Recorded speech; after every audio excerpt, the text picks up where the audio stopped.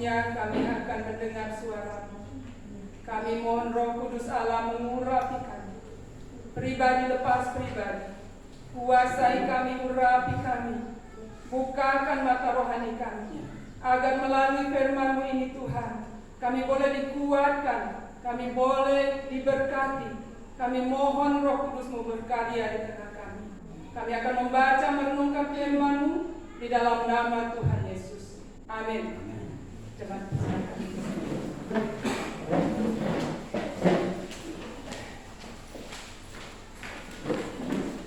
Kita membuka firman Tuhan dari Yakobus 1.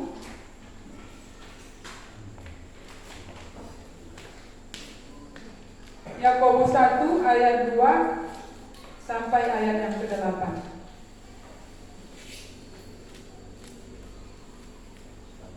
Yakobus 1 ayat 2 sampai ayat yang ke-8.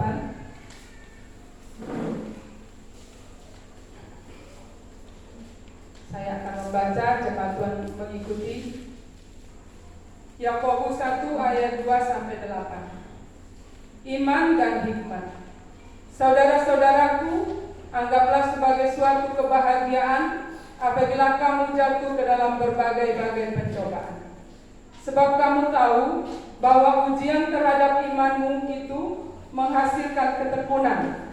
Dan biarkanlah ketekunan itu memperoleh buah yang matang, supaya kamu menjadi sempurna dan utuh dan tak kekurangan suatu apapun. Tetapi apabila di antara kamu ada yang kekurangan hikmat, hendaklah ia memintakannya kepada Allah, yang memberikan kepada semua orang dengan murah hati dan dengan tidak membangkit-bangkit, maka hal itu akan diberikan kepadanya. Hendaklah ia memintanya dalam iman, dan sama sekali jangan bimbang. Sebab orang yang bimbang sama dengan gelombang laut yang diombang-ambingkan kian kemari oleh angin. Orang yang demikian janganlah mengira bahwa ia akan menerima sesuatu dari Tuhan.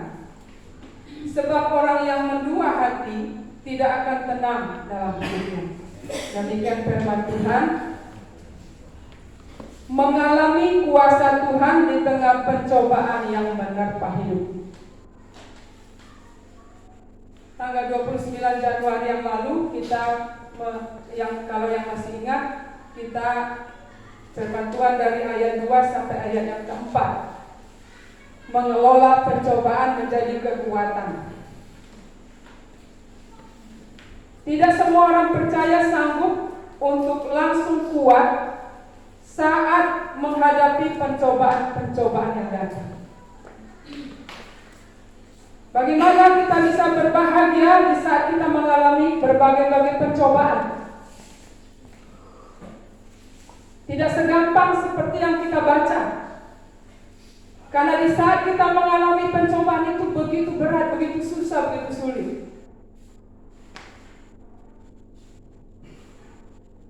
Ada orang yang tidak sabar dalam menghadapi pencobaan. Ada orang yang menyerah. Ada orang yang tidak sanggup bangkit ketika menghadapi berbagai-bagai pencobaan. Tapi Allah kita begitu luar biasa. Allah kita peduli akan umatnya. Dia selalu mengasihi kita. Dia selalu mengajari kita tentang cara bertahan dalam menghadapi pencobaan. Cara bertahan. Jadi dia tidak membiarkan kita menghadapi pencobaan itu sendirian. Allah kita memang Allah yang luar biasa. Dari khotbah hari ini kita temukan dua penopang yang jika kita miliki, maka kita akan sungguh-sungguh bangkit dan mengalami kuasa-kuasa Tuhan di tengah pencobaan yang menerpa kita. Ada yang tidak pernah mengalami pencobaan? Saya rasa semua mengalami pencobaan. Jadi ini sesuatu yang sungguh luar biasa. Kita akan menemukan dua penopang yang jika kita memiliki dua penopang ini, maka kita akan sungguh-sungguh bangkit mengalami kuasa Tuhan di tengah-tengah pencobaan yang menyertai. Apapun bentuk pencobaan itu. Penopang yang pertama adalah meminta hikmat kepada Allah. Ketika kita mengalami pencobaan, ketika kita mengalami pergumulan-pergumulan hidup, memintalah hikmat kepada Allah. Karena ada hikmat dunia, ada hikmat manusia. Hikmat manusia, hikmat dunia itu terbatas. Dan kadang-kadang bisa salah memberikan hikmat atau petunjuk. Tetapi kalau kita mau minta hikmat kepada Allah, maka Dia adalah sempurna. Seperti nas pembimbing kita tadi dikatakan, bagi Dia satu-satunya Allah yang penuh hikmat. Jadi kalau kita mau minta hikmat kepada Allah, hikmat Allah itu penuh, artinya sempurna. Hikmat Allah itu, petunjuk Allah itu tidak akan pernah salah, tidak akan pernah terbatas, tidak akan pernah melenceng. Maka begitu tepatlah apabila kita meminta hikmat kepada Allah di saat kita mengalami pergumulan. Pernahkah kita bingung atau marah atau malu saat kita sedang mengalami pencobaan? Saya pernah. Saya pernah bingung. Saya pernah tidak tahu apa yang harus saya perbuat. Saya pernah berpikir dari mana saya harus memulai. Bingung di saat menghadapi pergumulan yang begitu berat. Namun dalam kebingungan itu, saya datang kepada alamat yang tepat. Saya datang kepada Allah, meminta hikmat, meminta petunjuk kepada Allah. Seperti firman Tuhan ini tadi. Dikatakan, tetapi apabila di antara kamu ada yang kekurangan hikmat, hendaklah ia memintakannya kepada Allah. Di saat kita mengalami pergumulan, kita tidak mampu untuk kuat, tidak apalagi mampu untuk berbahagia. Banyak kita mengalami demikian, seperti saya juga mengalami. Tidak kuat, tidak sanggup untuk berbahagia. Tetapi ada tawaran firman Tuhan. Apabila di antara kamu ada yang kekurangan hikmat. Kekurangan hikmat untuk apa? Dalam fokus ini adalah untuk menghadapi pergumulan hidup, untuk menghadapi persoalan hidup. Kita kekurangan hikmat, kita tidak tahu bagaimana, kita bingung, kita tidak bisa berbuat apa-apa. Tuhan menawarkan, mintalah kepada Allah. Minta kepada Allah. Ayat yang ke-5b, Allah yang murah hati itu memberi hikmat. Allah kita yang hikmatnya penuh itu juga disertai dengan murah hati. Artinya ketika kita meminta, Dia akan memberi hikmat itu. Ketika kita meminta, ketika kita menghadap Dia, ketika kita mengatakan, Tuhan, bagaimana caranya ini? Tolong Tuhan, tolong. Dia akan memberi petunjuk. Dia akan memberi tahu. Dia akan memberi arahan kepada kita. Jadi ini penopang yang pertama yang harus kita miliki, masing-masing kita miliki. Entahkah kita saat ini sedang mengalami pergumulan, pencobaan, atau kita mempersiapkan diri, mungkin suatu saat kita akan menghadapi pencobaan, pergumulan. Kita pegang, ketika saya tidak sanggup lagi, ketika saya tidak mampu, saya harus datang kepada Tuhan. Karena Dia menawarkan, mintalah kepada, minta kepada Allah, Dia akan memberi. Karena Allah kita murah hati. Allah kita murah hati. Dan bahkan dikatakan Dia tidak membangkit-bangkit. Apabila Dia memberi kepada kita, Dia tidak membangkit-bangkit. Bukan seperti hikmat dunia. Dia tidak akan membangkit-bangkit, tetapi Dia akan selalu menunggu orang-orang yang remuk redam hatinya, orang-orang yang penuh dengan kesedihan, penuh dengan penderitaan. Dia menanti untuk kita datang kepadanya. Dia menanti. karena Dia ingin memberi kekuatan. Mari kita minta hikmat kepada Allah. Jangan kita meminta hikmat kepada yang lain. Dan penopang yang kedua adalah meminta dalam iman. Kalau tadi meminta hikmat kepada Allah, jangan kepada dunia ini, jangan kepada dukun, kuasa gelap dan lain sebagainya, tetapi minta kepada Allah karena hikmatnya penuh dan sempurna, dan Dia murah hati dan Dia penuh dengan kasih. Penopang yang kedua adalah meminta dalam iman. Ayat 6 sampai ayat yang ke-8. Hendaklah ia memintanya dalam iman, dan sama sekali jangan bimbang, sebab orang yang bimbang sama dengan gelombang laut yang terombang-ambing kian kemari oleh angin. Orang yang demikian janganlah mengira bahwa ia akan menerima sesuatu dari Tuhan, sebab orang yang mendua hati tidak akan tenang dalam hidupnya. Jadi yang kedua, penopang iman kita, penopang kekuatan rohani kita adalah meminta kepada Allah itu dalam iman. Untuk meminta dalam iman ini, kita perlu sungguh-sungguh mengenal dan memahami pribadi Allah. Dalam Ibrani 11 ayat 6 katakan, tetapi tanpa iman tidak mungkin orang berkenan kepada Allah.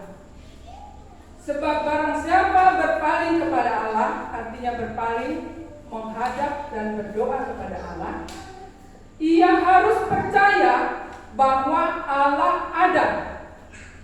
Itulah iman. Dia harus percaya bahwa Allah itu ada, benar-benar ada, dan tidak jauh di sana, tetapi ada di sini.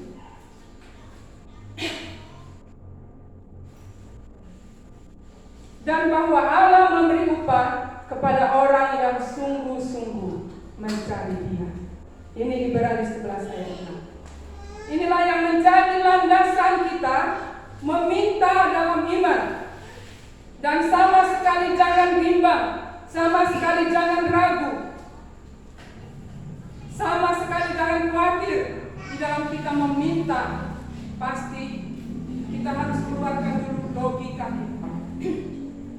Kita harus sungguh-sungguh percaya bahwa Tuhan pasti akan menolong. Mari kita yang saat ini mungkin sedang menghadapi banyak pergumulan, datanglah pada Tuhan dalam iman, artinya sungguh-sungguh percaya, sungguh-sungguh yakin bahwa Tuhan pasti akan menyelesaikannya bagiku, bahwa Tuhan pasti akan menolong, bahwa Tuhan pasti akan memberi jalan keluar bagi setiap masalah, bahwa Allah itu benar-benar ada di tengah kita dan peduli, penuh kemurahan dan selalu menantikan kita, orang-orang yang mengalami penderitaan, orang-orang yang mengalami kesedihan, orang-orang yang mengalami kesusahan. Datanglah kepada Tuhan. Dia menanti kita. Dia menanti dengan penuh kasih. Dan kalau kita tidak sanggup atau tidak tahu harus berbuat apa, mintalah petunjuk pada Tuhan. Minta hikmat. Daud saja yang penuh dengan pengetahuan tentang perang, ketika menghadapi musuh, dia bertanya Tuhan. Dia bertanya. Demikian juga kita harus bertanya kepada Tuhan. Kita harus meminta, kita harus menghadapi, kita harus mengatakan, Tuhan beri aku petunjuk. Tuhan, apa yang harus aku lakukan? Tolong tuntun aku. Itu namanya meminta hikmat. Kemudian kita harus memintanya dalam iman. Setelah kita meminta itu, kita harus terus mengajari diri kita, Tuhan ada. Tuhan ada bersamaku. Tuhan pasti menolong. Tuhan pasti akan mendengar. Itu namanya menguatkan iman sendiri. Tuhan pasti akan menolong saya. Tuhan pasti. Meminta di dalam iman.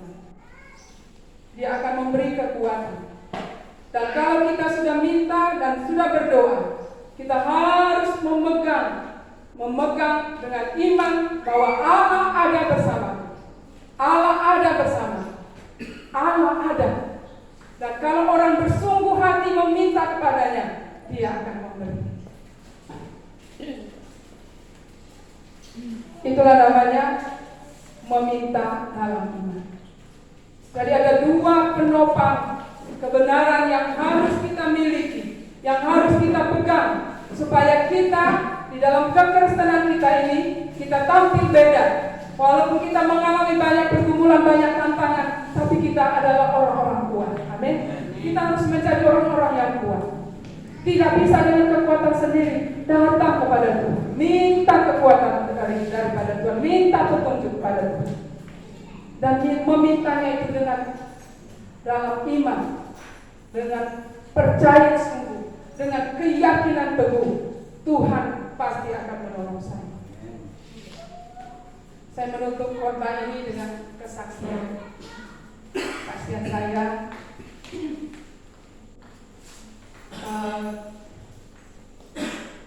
Ya, jemaat sudah tahu bagaimana pergumulan saya begitu berat selama ini. Tetapi pada waktu Nopi pulang, pergumulannya tidak berat, tapi semakin berat.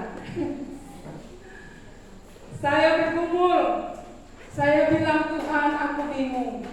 Tuhan, aku benar-benar gak sanggup, Tuhan, tolonglah. Aku tidak punya kaki lagi. Selama ini masih mengandalkan, sebenarnya nggak apa-apa sudah ya, masih ada yang menolong saya gitu kan.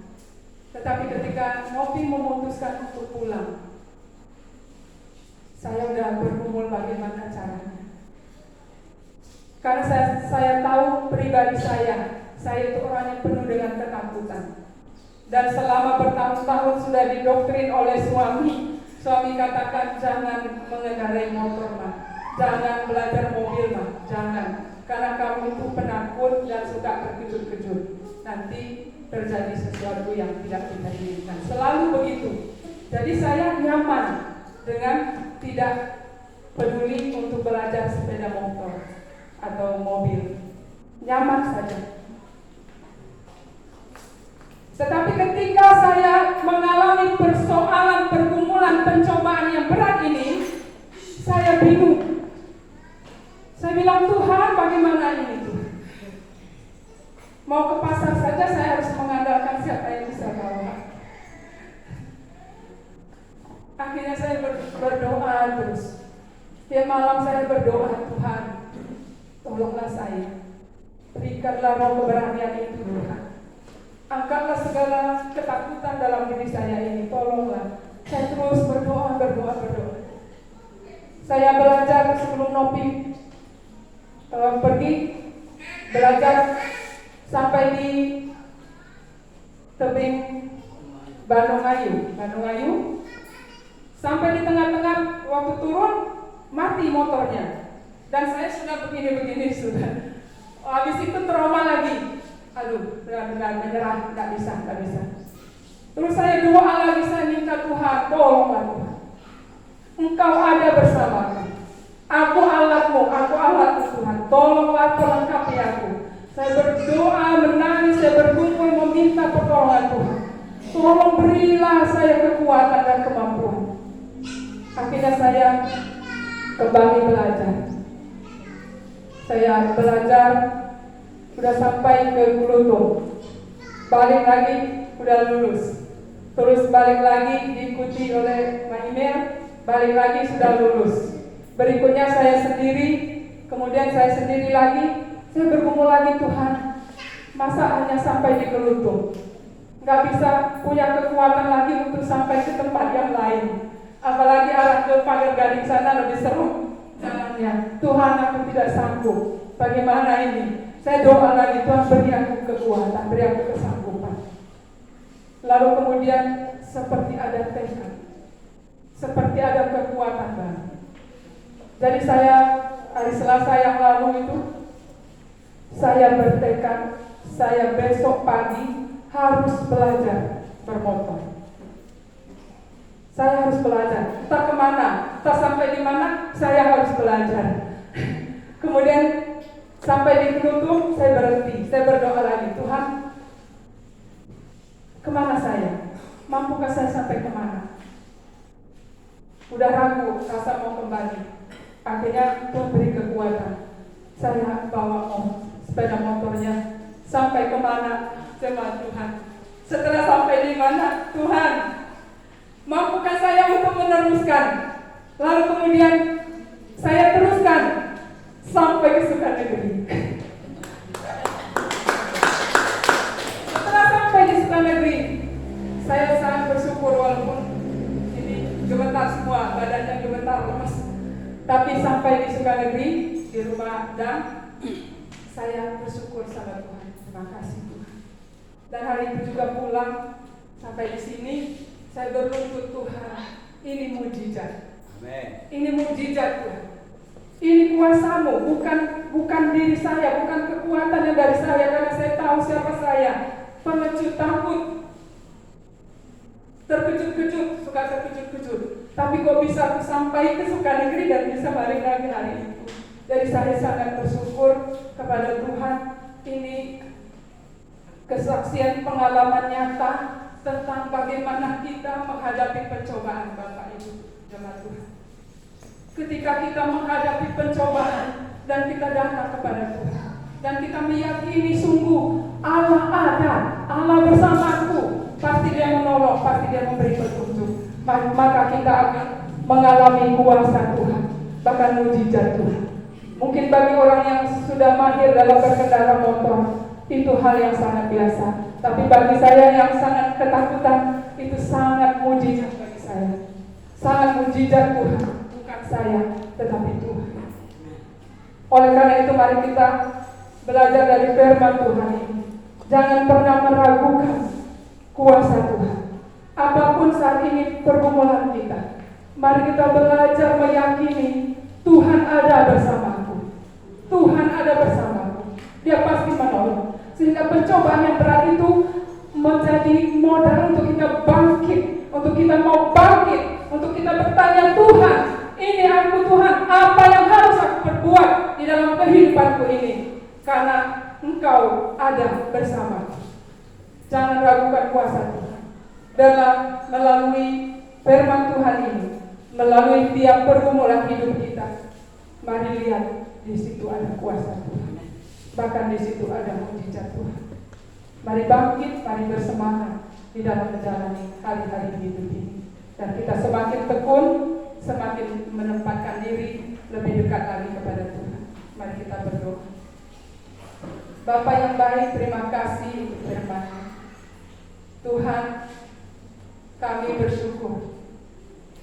Apapun keadaan kami saat ini, kami dalam masalah, kami dalam pergumulan, kami menghadapi pencobaan, kami menghadapi penyakit, kelemahan, ataupun pergumulan-pergumulan dalam keluarga, dalam masyarakat.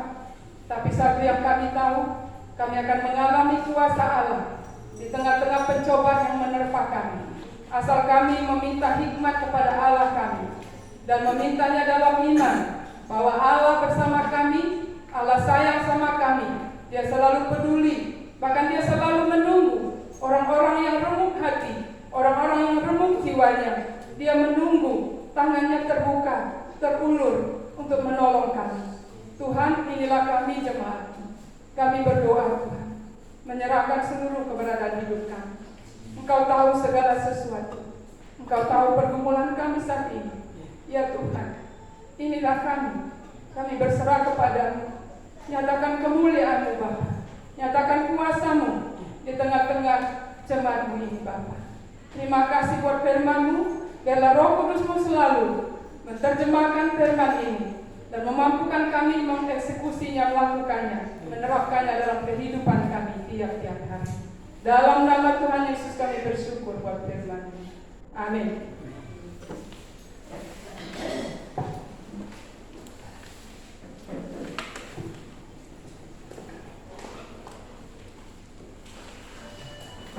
Firman Tuhan yang sudah kita dengarkan pada siang hari ini, bahasanya kita akan memberi yang terbaik buat Tuhan.